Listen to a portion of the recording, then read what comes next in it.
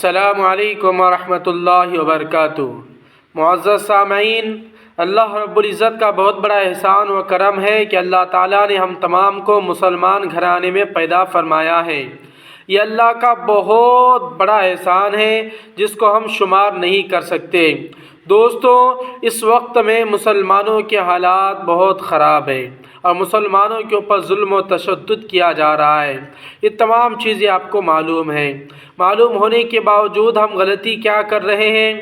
یاد رکھنا دوستو، آپ لوگ دینی باتوں کو سننے کے بجائے اور ناچ گانے کی ایسی تمام چیزوں کو سنتے ہیں، دیکھتے ہیں، لیکن اسلامی باتیں بتانے والوں کو، اسلامی اسکالر کو، اسلامک ایجوکیشن کو، ان تمام چیزوں کے سیکھنے اور جاننے کی کوشش نہیں کرتے۔ دیکھیے مسلمان کتنا پریشان ہے۔ مسلمانوں کی کہیں پر کوئی سنائی نہیں ہو رہی ہے، مسلمانوں کی کوئی بات سننے والا نہیں ہے۔ میرے بھائی، اگر ہم خود اپنے آپ کو نہیں بدلیں گے تو اللہ ہماری تقدیر اور ہمارے حالات کو نہیں بدلے گا، کیونکہ اللہ فرماتے ہیں ان اللہ لا یغیر ما بقوم حتی یغیروا ما بانفسہم، کہ جب تک ہم خود اپنے حالات کو نہیں بدلیں گے اس وقت تک اللہ ہماری حالات کو نہیں بدلے گا۔ یاد رکھو، یاد کرو کہ دوستو، اس دور کے اندر مسلمان اذان سنتے ہیں لیکن اذان سن کر نماز کو نہیں جاتے۔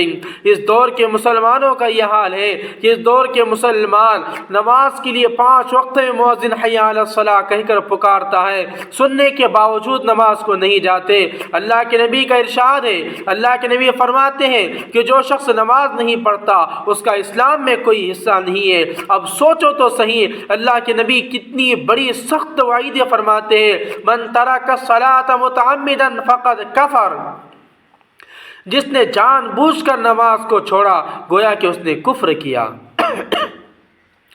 العہد بیننا وبینہم الصلاۃ فمن ترکہا فقد کفر، جس نے ہمارے اور منافقین کے مابین فرق اگر کوئی چیز ہے تو نماز ہے۔ اور کیا فرماتے؟ جس نے جان بوجھ کر من ترک الصلاۃ متعمدا فقد کفر، جس نے جان بوجھ کر نماز کو چھوڑ دیا گویا کہ اس نے کفر کر دیا۔ اللہ اکبر کبیرہ۔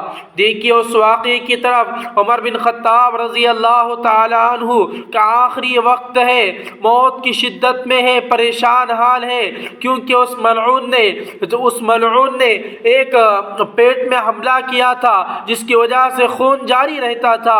اسی دوران بھی ان کے غلام نے کہا آپ پریشان ہوتے ہو، آپ کس طرح نماز پڑھو گے؟ عمر بن خطاب کا وہ تاریخی جواب سنیے، کیا فرماتے عمر بن خطاب؟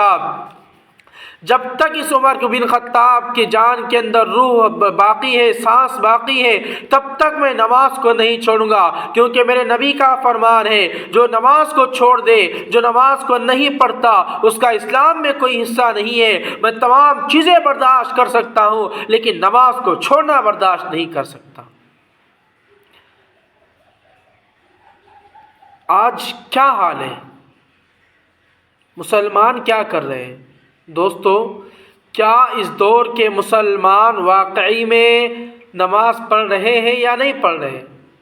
ذرا آپ خود بتائیے، اپنے دل کے اوپر ہاتھ رکھ کر جائزہ لے کر بتائیے کہ ہم کتنے نمازیں پڑھ رہے ہیں۔ ہمیں نمازوں کی فکر نہیں ہے، ہمیں اللہ سے مانگنے کی فکر نہیں ہے۔ اللہ فرماتے یا ایھا الانسان ما غرک بربک الکریم، کہ میرے بھولے بھٹکے انسان تو مجھ سے مانگ، میں تیری ساری گناہوں کو معاف کر دوں گا۔ اللہ ہم سے کہہ رہے ہیں، لیکن کہنے کے باوجود بھی ہم لوگ اللہ کے سامنے ہاتھ اٹھا کر مانگنے والے نہیں بن رہے۔ کتنی بڑی گمراہی کی بات ہے دوستو۔ اللہ حفاظت فرمائے تمام مسلمانوں کی۔ ہم یہ سوچتے ہیں کہ ہمیں کچھ نہیں ہونے والا ہے، ابھی تو بہت ٹائم باقی ہے، آخر میں دیکھیں گے، نمازیں پڑھ لیں گے۔ آخر میں اگر وقت نہ مل سکے، جو تم اور میں پلاننگ کر رہے ہیں بڑھاپے کی، اس سے پہلے ہی اگر موت آ جائے تو ہم کیا جواب دیں گے اللہ کو؟ اللہ کے سامنے آپ کو اور مجھے جواب دینا ہے، یہ سوچ کر اگر زندگی گزاریں گے تو انشاءاللہ ضرور زندگی کامیاب بنیں گے۔ علماء کرام فرماتے ہیں اگر انسان اپنے گناہوں سے بچنا چاہتا ہے تو اس کو چاہیے کہ وہ سب سے پہلے ذہن میں یہ بات ڈالے کہ وہ میں جو بھی کام کر رہا ہوں، جس کام کے اندر بھی میں جا رہا ہوں، سب سے پہلے یہ دھیان لگائے کہ مجھے میرا رب دیکھ رہا ہے، یہ کام صحیح ہے اسلامی نقطہ نظر سے یا اسلامی نقطہ نظر سے غلط ہے، تو اس پر سب سے پہلے اگر دھیان ہمارا جائے گا تو ہم سیدھے راستے پر جا رہے سمجھ لینا۔ اگر ہمارے ذہن کے اندر یہ خیال نہیں آئے گا کہ اللہ مجھے دیکھ رہا ہے تو سمجھ لو ہمارے دلوں کے اندر سے ایمان نکل جا چکا ہے، ایمان ہمارا جا رہا ہے۔ کتنی بڑی بات ہے میرے بھائی، سوچئے ذرا، ہم بڑی اللہ کی نافرمانی کرتے ہیں، رات دن اللہ کی نافرمانی کرتے ہیں۔ اللہ ہم سے فرماتے ہیں اپنے والدین کی خدمت کرنا، ہم والدین کی خدمت نہیں کرتے۔ اللہ فرماتے ہیں والدین کا ادب کرو، ہم ادب نہیں کرتے۔ اللہ فرماتے ہیں یتیموں کے ساتھ اچھا سلوک کرو، ہم یتیموں کے ساتھ اچھا سلوک نہیں کرتے۔ اللہ فرماتے ہیں غریبوں کے ساتھ ہمدردی کا معاملہ کرو، ہم غریبوں کے ساتھ ہمدردی کا معاملہ نہیں کر رہے ہیں۔ اللہ فرماتے ہیں دھوکے بازی مت کرو، ہم دھوکے بازی کرتے ہیں۔ اللہ فرماتے ہیں کہ بھئی گھمنڈ اور تکبر مت کرو، لیکن ہم گھمنڈ اور تکبر کرتے ہیں۔ وہ سارے گناہوں کے کام کر رہے ہیں جس سے اللہ نے ہمیں منع کیا ہے، اور پھر بھی ہمیں التجا بنائے ہوئے ہیں کہ اللہ ہماری مدد کرے گا۔ ارے سوچو تو صحیح، اللہ کی مدد کیسے آئے گی ہمارے اوپر؟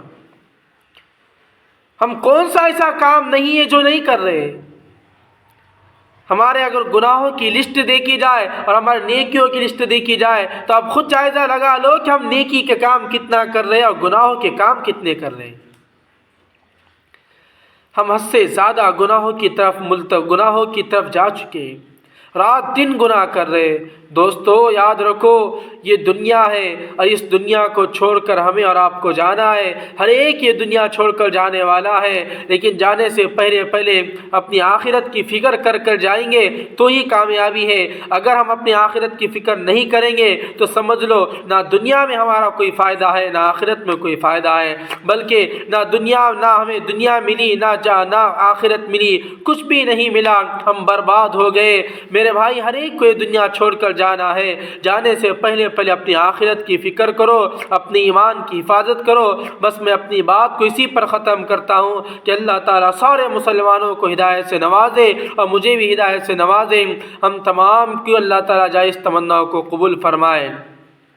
سبحان اللہ بحمدہ، سبحانک اللہم وبحمدک، ونشہد ان لا الہ الا انت ونستغفرک ونتوب الیک۔ سبحان ربک رب العزۃ عما یصفون، وسلام علی المرسلین، والحمد للہ رب العالمین۔